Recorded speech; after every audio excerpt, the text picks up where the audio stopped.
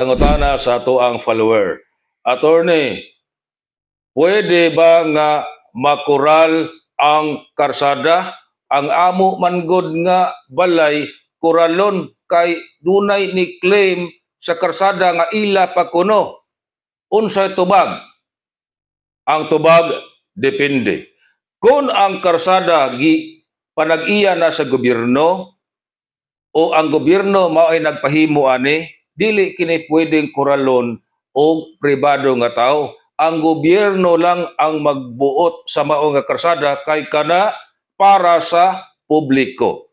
Pero kung ang karsada dili iyas gobyerno, ang karsada pribado, natural kadtong tag-iyas yuta, iya pagihapon ang mao nga karsada. Gawas lang kung iya kining gi-donate ngadtos moagi isip right of way.